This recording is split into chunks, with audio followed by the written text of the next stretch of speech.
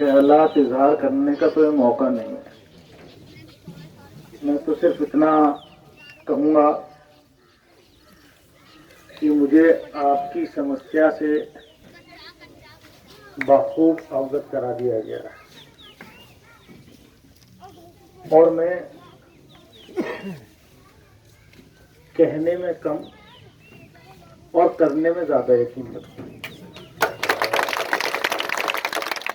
इसलिए मैं जब दिल्ली से चला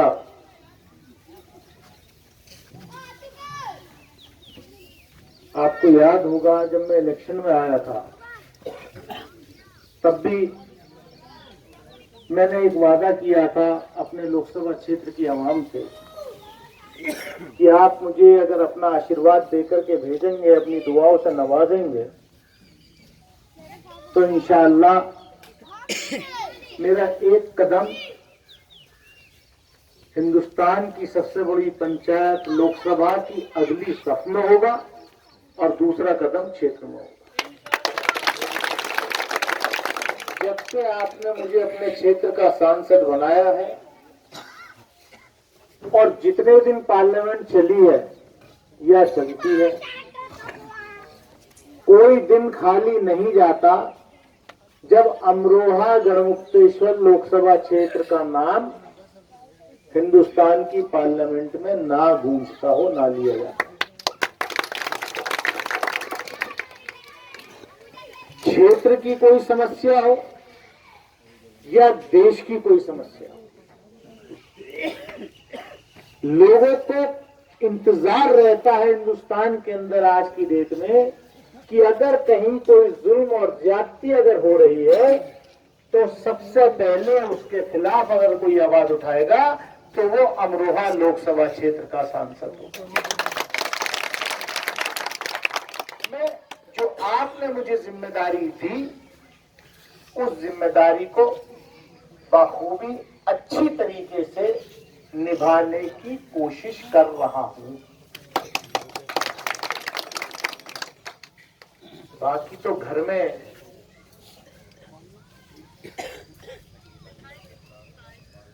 अहलिया भी कभी गुस्सा करती है, बच्चे भी गुस्सा करते हैं, बड़ा भाई भी करता है, बाप भी करता है। तो ये तो 19 लाख वोटर है मेरे, 35 लाख के करीब आवाम है, तो हो सकता है सबको मैं भी सेटिस्फाई ना कर पाऊं। लेकिन जो जिम्मेदारी मेरे कंधों पर आपने दी, इन विपरीत परिस्थितियों में जब प्रदेश और देश के अंदर कैसी सरकारें हैं ये आप अच्छी तरीके से जानते हैं। जब अच्छे की जुबान पर ताला लग चुका है तब आपका ये नुमाइंदा आंखों में आग डाल करके इस देश के राजाओं से बात करे।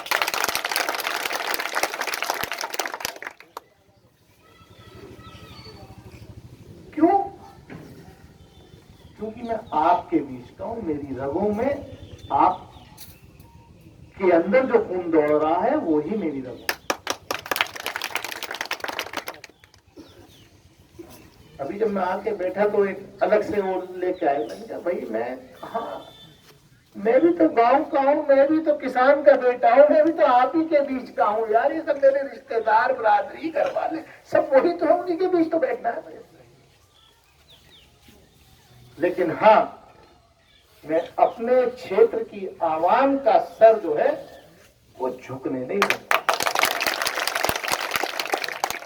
और एक चीज और कहता हूं कि जब नुमाइंदे को चुन लिया जाता है, जब कोई प्रतिनिधि बन जाता है, हमें जो सिखाया गया है, हम जिस सोच के लोग हैं, हम ये मानते हैं कि हम अपने इलाके के 19 लाख वोटरों के नुमाइंदे, हम किसी एक जात, एक बरादरी, एक मजहब के नुमाइंदे, हम सब लोगों के नुमाइंदे। इसलिए मेरे इलाके के लोगों की जो भी समस्या होती है उसे मैं अपनी समस्या मानता हूं और उसको सुलझाने की कोशिश। भले ही सामने वाले कुछ भी करें, जिन्हें लोगों को बांटना है धर्म के आधार पर, जात के आधार पर, वो बांटते रहे, लेकिन हमारे और आप प्यार का पैगाम जारी रहेगा और हम मैंने आपको कहा कि मैं वादा निभाने की कोशिश कर रहा हूं, जो जिम्मेदारी आपने दी है उसको निभाने की कोशिश कर रहा हूं। पार्लियामेंट का सेशन चल रहा है, सुबह 11 बजे सेशन शुरू होता है। मैंने सेशन भी अटेंड किया। मैंने संसद की, लोकसभा की रूल बुक उठा करके पॉइंट ऑफ ऑर्डर नहीं मांगा।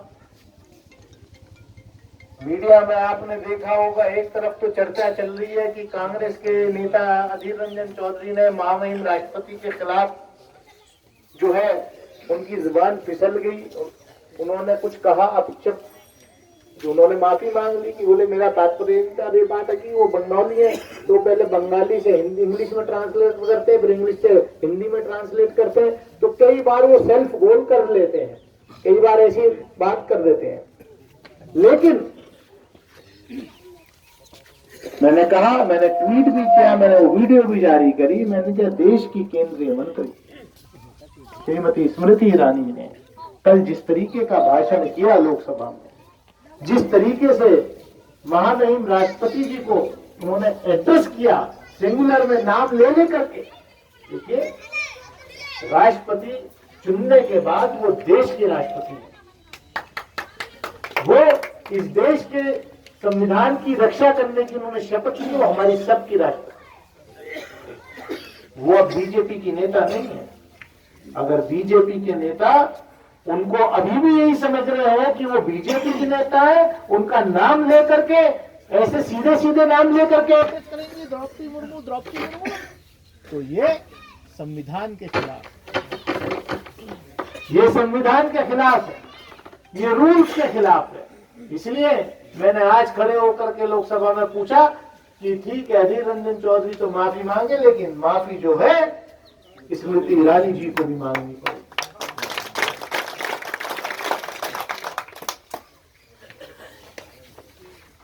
तो आपने मुझे ये सलाहियत दी है, आपकी दुआओं का, आपकी इस मोहब्बत का ही नतीजा है जो मेरा हौसला बुलंद रहता है और मैं हिंदुस्तान में बड़ी से बड़ी शक्ति के आगे नहीं झुकता। आज मैं जब दिल्ली से चला तो चलने से पहले मैंने NHAI की, नेशनल हाईवे अथॉरिटी की जो चेयरपर्सन है, उनसे बात की। जो पूरे उत्तर भारत के प्रोजेक्ट्स देख रहे हैं, डायरेक्टर हैं, उनसे बात की। DM हापुड़ से बात की। जब दिल्ली से चला हूं तो रास्ते में सबसे बात करते रहे। और जो NHAI के PD हैं, जो मुरादाबाद बैठते हैं, मिस्टर सूद, उनको आपके बीच में साथ लेकर के आया हूं।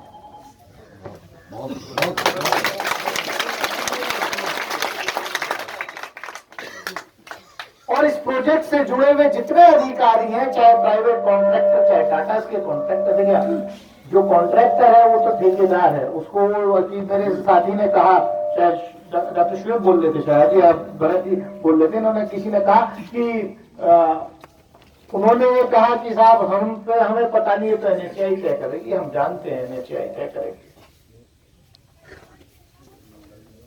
लेकिन क्षेत्र की जनता ही तय करेगी कि आप यहां काम कर पाएंगे या नहीं कर पाएंगे।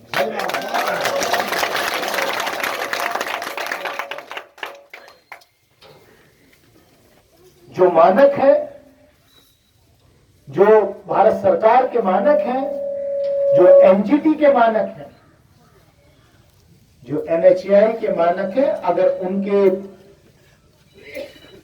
उस तरीके से आप इस क्षेत्र में काम करेंगे तभी काम कर पाएंगे, वरना क्षेत्र की जनता आपको काम भी नहीं करने देगी। और उन लोगों का जनप्रतिनिधि इतना कमजोर और इतना नाअहल नहीं है कि वो अपनी बात को सही प्लेटफॉर्म पे ना रख सके और अपनी बात को सही तरीके से कन्विंस करके सामने वाले से ना मनवा सके।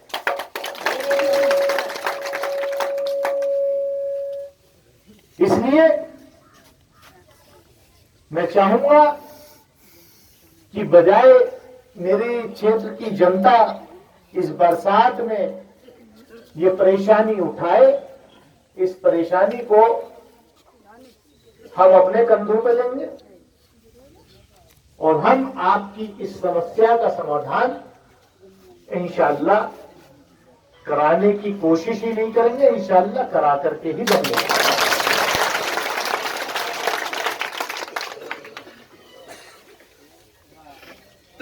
जहां जहां मेरे क्षेत्र में, देखिए हम इस एक बात मानते हैं कि डेवलपमेंट होना चाहिए, हम विकास के खिलाफ नहीं है, विकास होना चाहिए, बट लेकिन development should be with a human face.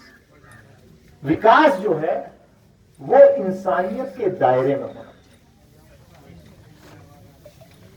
विकास से किसी को नुकसान नहीं होना चाहिए कि आपने हमारी तो जमीन एक्वायर कर ली, आपने किसानों की तो फसलें उजाड़ दी, आपने बड़े लोगों के लिए हाईवे बना दिए जो 50 लाख की 1 करोड़ की गाड़ी लेकर के दौड़ेंगे और गांव में बैठा हुआ हमारा बच्चा जो उसे तकेगा। ये नहीं, आप उनके लिए भी इंतजाम करिए, लेकिन उस हाईवे का, उस विकास का फायदा मेरे क्षेत्र की जनता को होना चाहिए।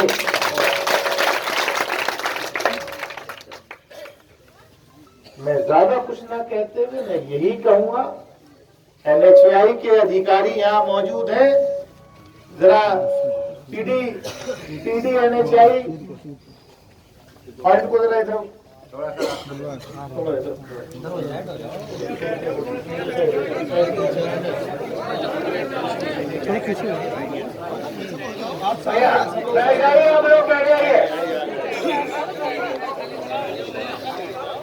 मैंने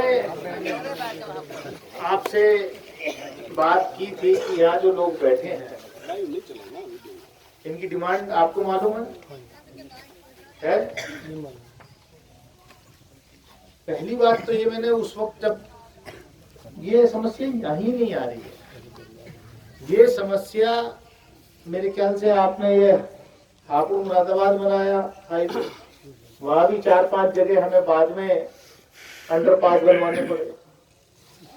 सरकार का नुकसान होता है, सरकार के पैसे का मतलब ये जनता का पैसा, इन्हीं का पैसा, हमारा पैसा, टैक्स पेयर्स में।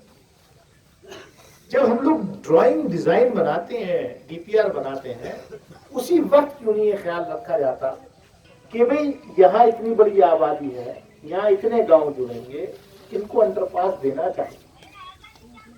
वही किठौर के अंदर, किठौर में भी यही हुआ, वहां जो हमारा किठौर के पास हमारे क्षेत्र की इतनी जनता जिसका हर वक्त का रोटी निवाले का साथ किठौर की कस्बे से, उसी को आप बंद कर रहे थे। यहाँ बैठ के अंदर आपको मालूम ही है पूरा 14-15 गांवों का रास्ता है, क्या मतलब है? हम क्यों आप मजबूर करते हैं?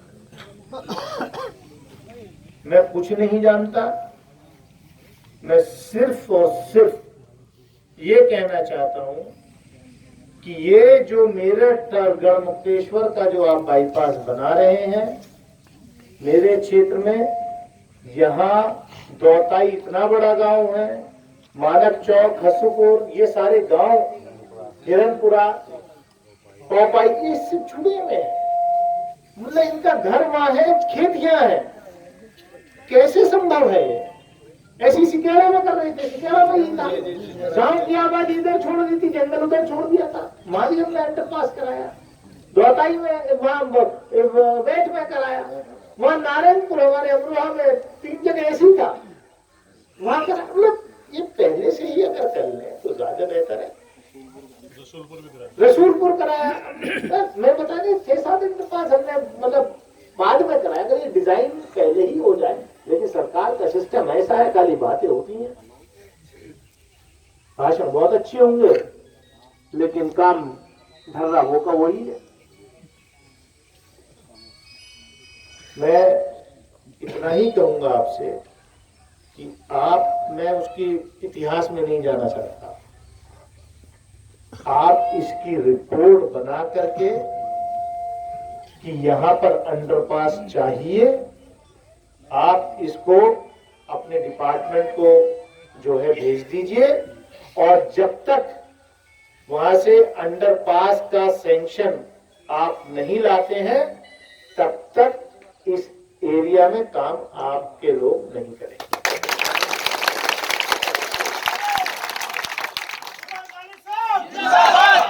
अब आप हमें ये बताइए कि कितने दिन आपको लगेंगे इसको सैंक्शन कराने में, और जहां जरूरत हो हमें बता दीजिए, हम ऊपर भी बात कर लेंगे, हम मिनिस्टर से भी बात कर लेंगे, हम जगह बात कर लेंगे। लेकिन क्योंकि सरकार का एक सिस्टम है, सिस्टम से वो कागज फाइल मूव होनी है, वो आप हमें बता दीजिए कितना समय लगेगा। और एक जो बात आई अभी, आप क्योंकि आप गवर्नमेंट है, मतलब हम सरकार हैं, आप सरकार की एजेंसी आप हैं, NHAI, ये तो ठेकेदार हैं टाटा वाले, ये तो आएंगे पैसे कमाएंगे चले जाएंगे, लेकिन मॉनिटर करने का की जिम्मेदारी आपकी है सरकार की तरफ से। ये जो शिकायत यहाँ आ रही है कि डंपर लेके ऐसी उड़ते हैं, सारे सड़कें तोड़ दी, कोई मतलब उस पर पानी डालकर नहीं चलाते, मुझे समझाने की जरूरत नहीं है कि मानक क्या है, NGT के मानक क्या है, वो तो मैं भी देख रहा हूँ। तो कम से कम उसको आप जो है उस पर निगाह रखिए और ये इनको टाइट करिए। अदरवाइज मतलब आप जानते हैं, मैं हर फोरम पे चीज को उठा सकता हूँ, मैं 2 मिनट लगेगा, क्योंकि ये पॉल्यूशन का इतना बड़ा इफेक्ट है, लोगों की जान पे बनता है। ये जो धूल उड़ती है, जो आप मिट्टी ला रहे हैं और उड़ाते हुए ला रहे हैं, बहुत ज्यादा है। तो बताइए मतलब ये तो आप पास चल रहा है तो दिक्कत बढ़ रही है। इसको की तो कोठी ढकी धूल से इसको अच्छा, तो प्रधान जी के यहाँ चाय पीनी पड़ेगी आज जाके। तो इसलिए अच्छा, मुझे पता चला इसीलिए चाय का प्रोग्राम रखा है ना, तो देख लेंगे कितनी दूध दे रही है।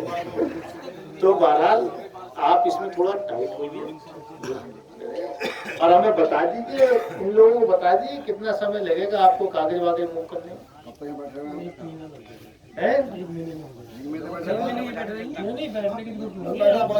लिखित में हमसे तो बात नहीं करते, कभी आए हैं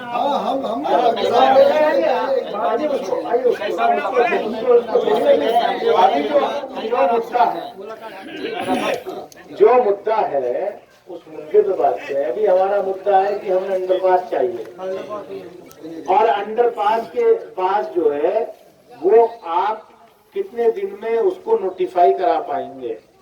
सर ये उच्च अधिकारियों को भेज देंगे, जितना जल्दी हो सके उससे जल्दी हम इसको कराने की कोशिश करेंगे। आप यहाँ से बीइंग अ पीडी अपनी रिपोर्ट में ये लिखिए कि हाँ यहाँ अंडरपास की आवश्यकता है और जेन्युइन आवश्यकता है।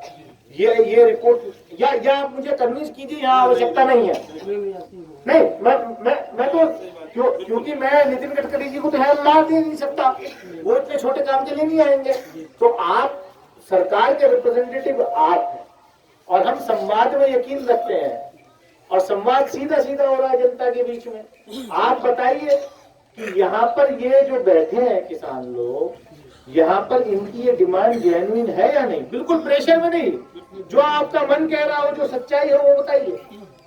ठीक है, हमने इसको लिख के भेज देंगे उच्च अधिकारियों को और जल्दी इसका स्वीकृति प्राप्त करने की कोशिश करेंगे। बस 1 महीना बता रहे हैं।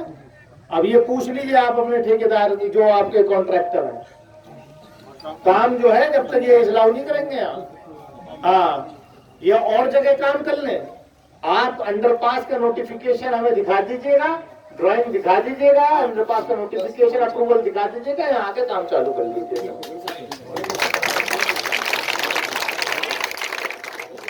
सीधी सी बात चलेगा। और कुछ उनकी समस्या है कुछ और क्या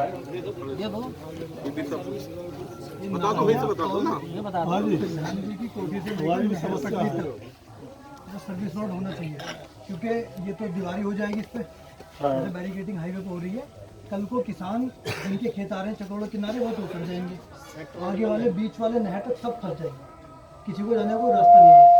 सर्विस रोड होना बहुत जरूरी है। आगे सर्विस रोड भी नहीं है। प्रधानमंत्री की कोठी से सर्विस रोड चाहिए, वहाँ तक चलिए आप लोग बैठ जाइए। एक जरा समझाइए।